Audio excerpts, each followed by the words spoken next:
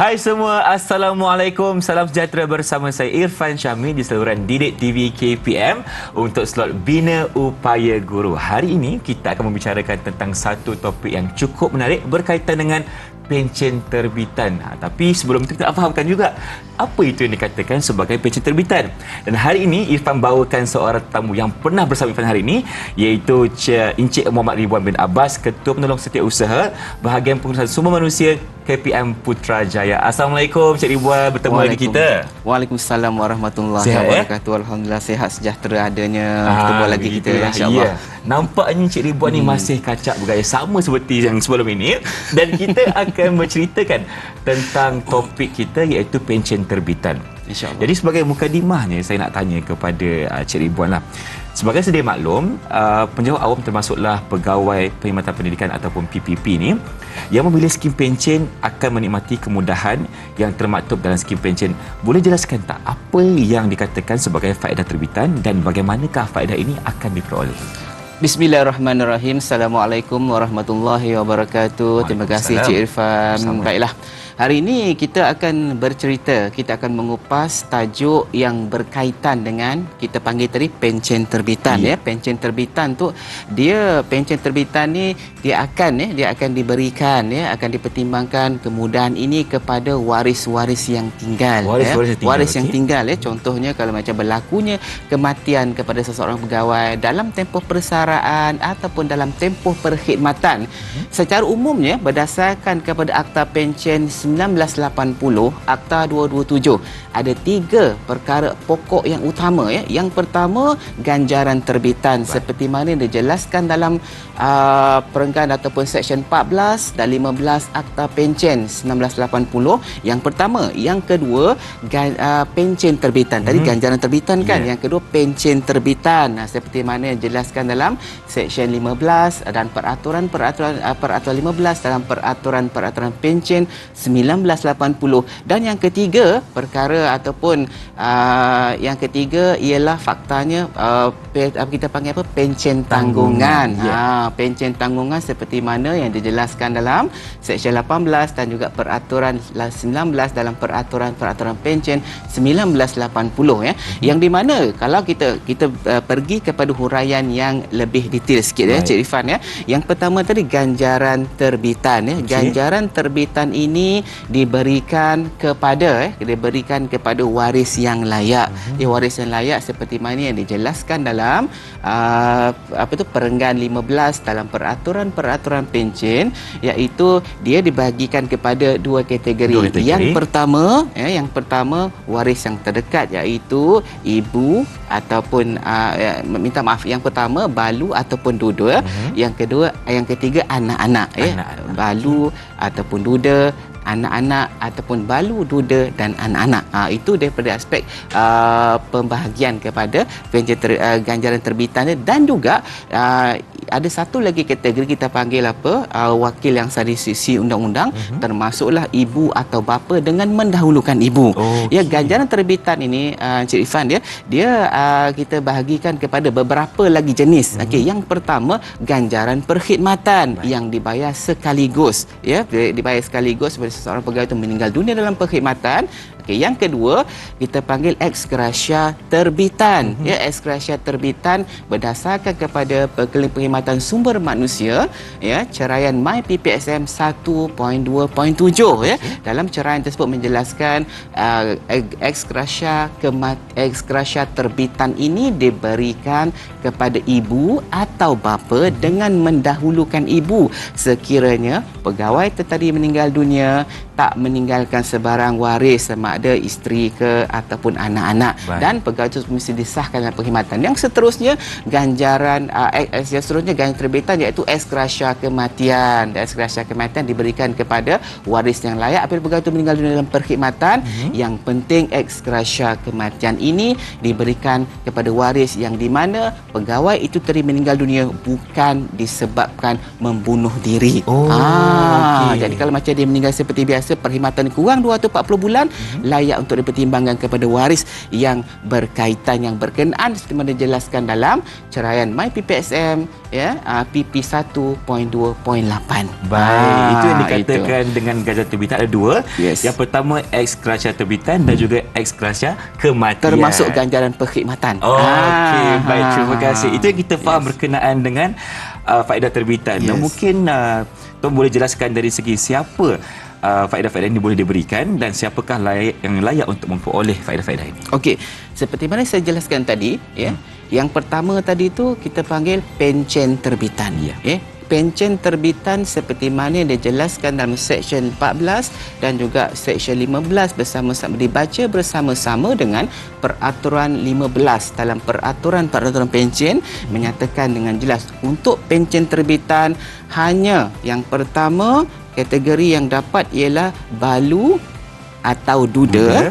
Okey, yang kedua anak-anak. Okey, yang ketiga balu, duda dan anak-anak.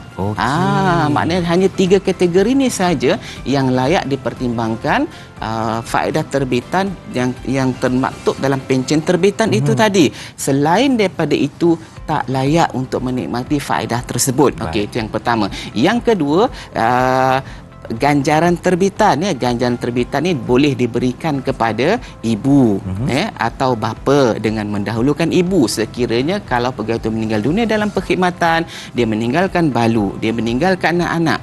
Ibu ni tadi atau bapa dengan mendahulukan ibu akan dapat 1/10 daripada bahagian pencen tersebut, dan balu yang ditinggalkan layak untuk menikmati 9/10. Sekiranya kalaulah ibu ni tak ada, ayah tak ada, maka balu atau dudu yang ditinggalkan layak untuk menikmati keseluruhan, ya, faedah ataupun ganjaran terbitan itu tadi. Okey, baik. Sekarang ni saya nak tanya juga kepada Cik Ridwan.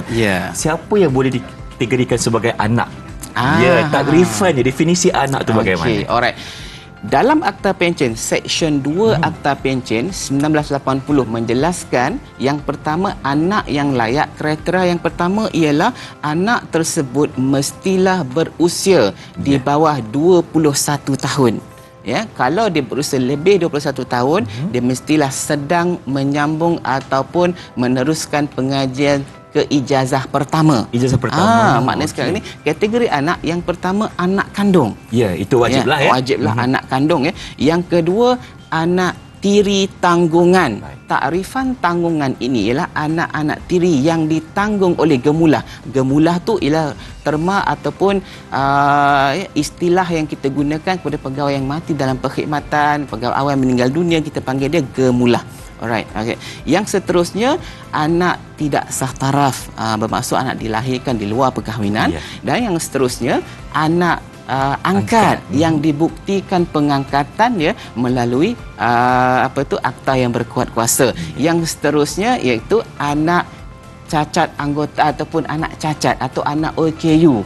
Ya, anak OKU ni mestilah dibuktikan anak itu layak, anak itu dapat OKU sewaktu umur sebelum 21 tahun. Anak OKU ni kalau dia OKU-nya itu daripada aspek jasmani, mental dan fizikalnya yang ditarifkan kekal, dia layak untuk menikmati faedah pencen terbitan ini tadi sepanjang hayat. Sepanjang hayat dia. Dan satu lagi kriteria ialah kita panggil anak yang hidup selepas kematian pegawai. Contohnya mak dia mengandung, kemudian mak dia meninggal sewaktu melahirkan. Mak dia meninggal sewaktu melahirkan anak tersebut, maka anak tersebut layak untuk menikmati faedah persaraan. Okey. Yang penting sekarang ni umur mesti bawah 21 tahun. Yes. Okey. Baik, terima kasih kepada Cik Ridwan atas pengenalan kepada pencen terbitan, dan itulah tadi kategori orang yang mampu mendapatkan faedah bagi pencen terbitan yang seperti yang disebutkan oleh Cik Ridwan. Okey. Jadi kita ingin berhenti berehat seketika, teruskan bersama kami dalam Bina Upaya Guru Didik TV KPM.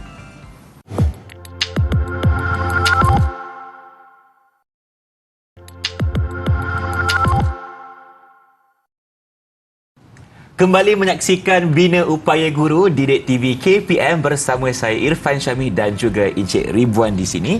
Kita sedang membicarakan tentang pencen terbitan, betul? Yes. Jadi untuk segmen kali ini kita nak tanya juga, pada awal siaran tadi Encik ada sebut tentang pencen tanggungan. Ya. Jadi mungkin boleh jelaskan lagi siapa yang sebenarnya layak untuk menerima pencen seperti ini? Yes. Okey, terima kasih Cik Irfan ya.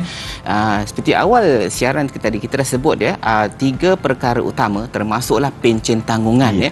Pencen tanggungan ini ia merupakan satu lagi faedah tambahan. Faedah tambahan yang kalau kita rujuk ni di bawah Seksyen 18 Akta Pencen dibaca bersama-sama dengan Peraturan 19 dalam Peraturan-Peraturan Pencen 1980.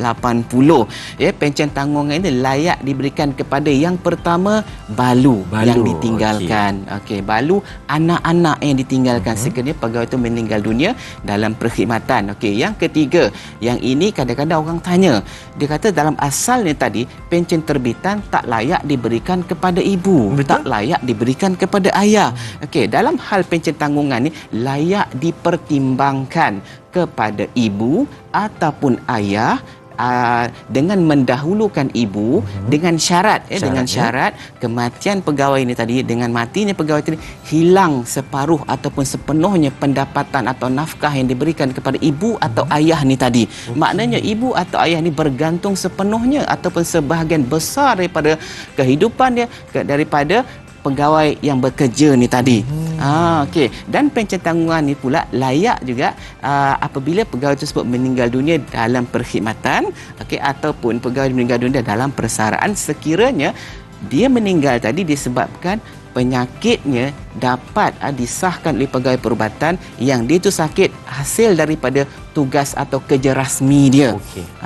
Maknanya sekarang ni buat tugas rasmi dikatalah di makmal dan sebagainya, dengan dia berhari-hari berjumpa berurusan dengan bahan-bahan kimia tadi tu, terbukti yang disebabkan tugas rasmi dia dalam tempoh 7 tahun dia sakit tu dia meninggal dunia. Ada risiko yang tinggi. Risiko yang tinggi. Jadi bila pegawai itu meninggal dunia disebabkan perkara-perkara tadi, maka balu ditinggalkan dapat satu lagi tambahan. Di sebalik pencen terbitan dia tambah lagi pencen tanggungan. Dan pencen tanggungan ni berbeza dengan kaedah pencen terbitan.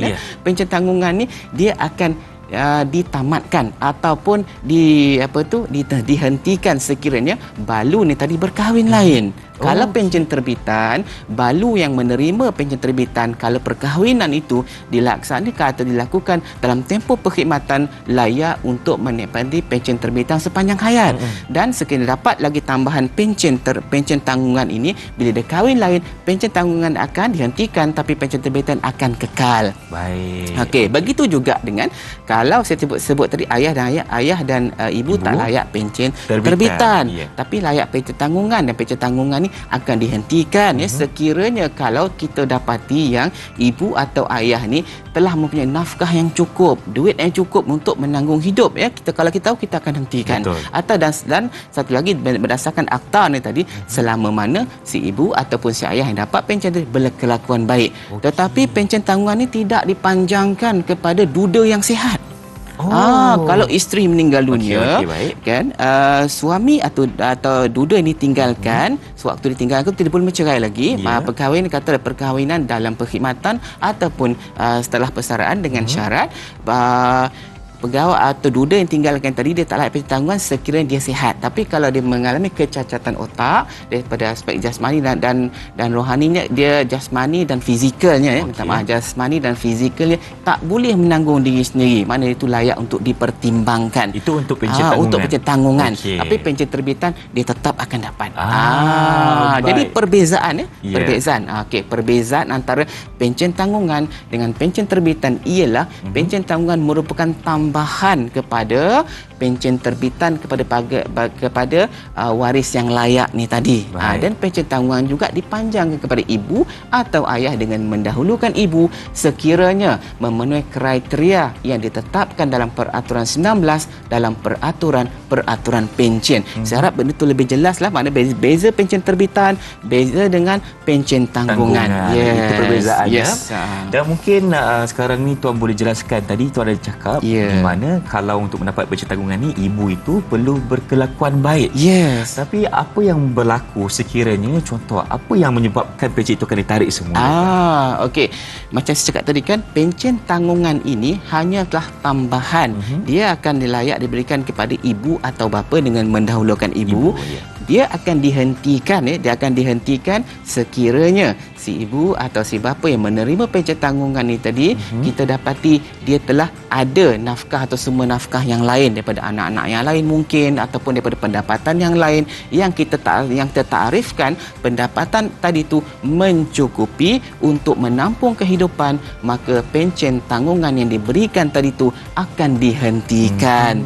Maknanya kalau daripada istilah berkelakuan baik tu, kalau dia tak melanggar mana undang-undang dan tak dibicarakan dan tak dipenjarakan, maka terus akan dapat pencen tersebut berdasarkan kepada kelayakan yang telah ditetapkan dalam peraturan tu tadi. Baik, terima kasih Cik Ridwan. Itulah penerangan yang cukup jelas bagi pencen terbitan dan juga pencen tanggungan. Yes. Jadi kita ingin berhenti berehat seketika, teruskan bersama kami dalam Bina Upaya Guru Didik TV KPM selepas ini.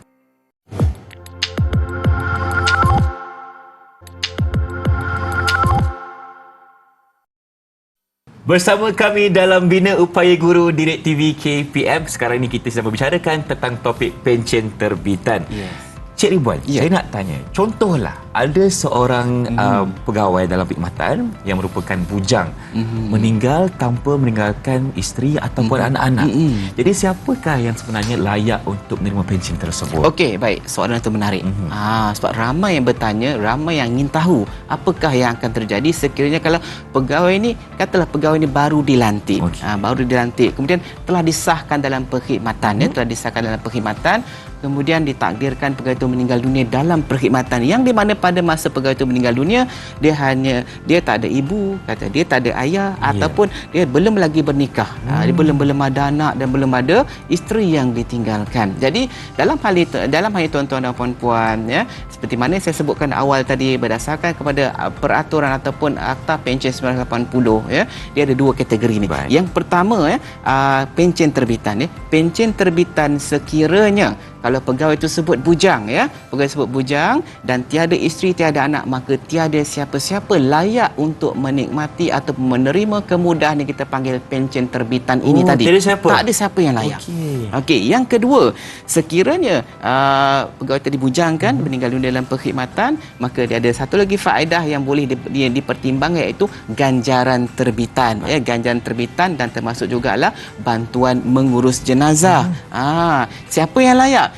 Kalau tak ada waris-waris, tak ada ibu, tak ada anak, tak ada ayah, tak ada isteri, ada satu lagi kategori yang kita panggil dalam Seksyen 19 disebut wakil yang sah di sisi undang-undang. Wakil yang sah di sisi undang-undang. Bermaksud kalaulah si mati atau gemulah tadi mempunyai, kita panggil adik-beradik. Yes, adik-beradik boleh untuk menuntut ganjaran terbitan berupa ganjaran perkhidmatan GCR, yang layak tadi boleh diberikan kepada wakil yang sah di sisi undang-undang tadi. Kalau macam dia ada abang atau adik dan sebagainya, mereka, salah seorang daripada mereka boleh menuntut.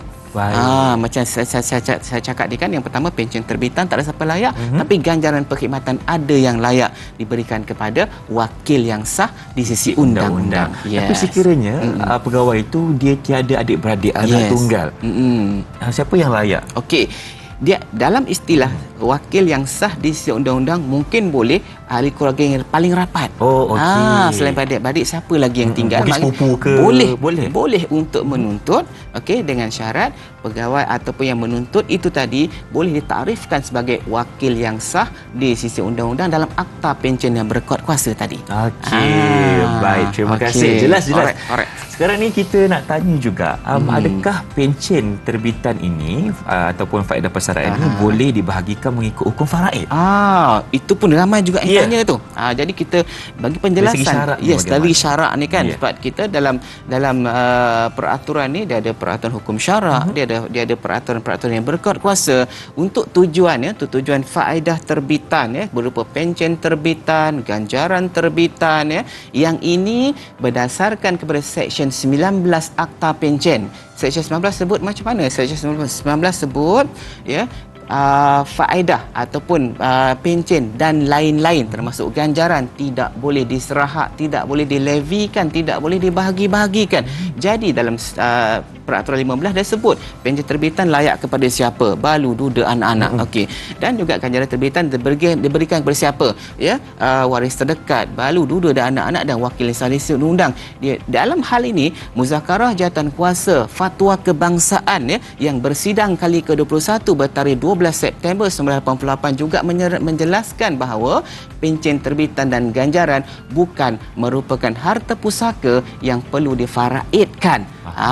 Maknanya sekarang ada dua punca kuasa. Yang pertama, Seksyen 19 Akta Pencen. Yang kedua, jawatankuasa ketetapan, jawatankuasa muzakarah, jawatankuasa fatwa kebangsaan membincangkan hal ehwal agama Islam bersidang kali ke-21 bertarikh 12 September 1988. Okey, dia mengatakan bahawa pencen itu tidak boleh diwasiatkan kerana ia bukan harta pusaka. Bukan harta pusaka. Dia tak termasuk dalam pembahagian faraid tadi tu, Cik Irfan. Baik, terima kasih. Okay. Dan kita nak bercakap bagi pihak balu pula. Yes. Ya.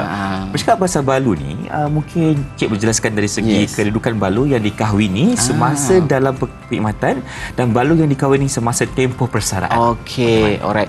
Dia ada perbezaan saya sebut tadi kan, pencen terbitan diberikan kepada balu atau duda atau dan anak-anak saya sebut tadi kan. Jadi untuk menentukan berapa lama tempoh kata contohnya suami meninggal dunia, isteri tadi berapa lama layak dapat pencen terbitan ya. Berdasarkan akta pencen, isteri yang ditinggalkan tadi yang dikahwini dalam tempoh perkhidmatan. Ya, perkahwinan termaksud satu undang-undang yang bertulis, mana ikatan yang sah antara kedua suami isteri tadi itu, ya, ikatan yang sah yang dikahwini itu berdasarkan kepada undang-undang yang bertulis, undang-undang bertulis adat atau kelaziman. Maka dalam tempoh perkhidmatan, dia berkahwin dalam tempoh perkhidmatan dan kemudian meninggal dunia, balu yang ditinggalkan layak menikmati pencen terbitan sepanjang hayat walaupun berkahwin, pencen tak hilang. Itu yang pertama. Yang kedua, sekiranya kalau perkahwinan itu berlaku dalam tempoh persaraan, balu atau duda yang ditinggalkan ya hanya layak menikmati faedah ataupun pencen terbitan itu tadi dalam tempoh 20 tahun daripada tarikh pegawai bersara. Bukan pegawai tersebut berkahwin, bersara. Katalah kalau pegawai itu dah pun pencen lebih 20 tahun, kemudian mendirikan rumah tangga kali kedua, meninggal dunia dia dalam perkhidmatan, maka isteri yang ditinggalkan tadi itu hanya tak layak dapat apa-apa faedah termasuklah pencen terbitan kerana tempoh persaraan telah melampaui tempoh 20 tahun. Itu yang sebenarnya bagi pihak balu sendiri untuk menerima skim pencen yang terlibat. Terima kasih Cik Ridwan kerana berkongsikan kepada kita berkenaan dengan pencen terbitan, dan sememangnya perkara-perkara ini termaktub dalam undang-undang dan juga ada syarat-syarat tertentu yang perlu kita ikut sebelum kita membahagikan pencen tersebut. Jadi saya ingin ucapkan lagi sekali kepada Encik Muhammad Ridwan bin Abbas, terima kasih Ketua Penolong Setiausaha Bahagian Pengurusan Sumber Manusia KPM Putrajaya kerana bersama Irfan hari ini untuk slot Bina Upaya Guru. InsyaAllah ada rezeki kita berjumpa lagi. Dengan itu, Assalamualaikum dan salam sejahtera. Terima kasih.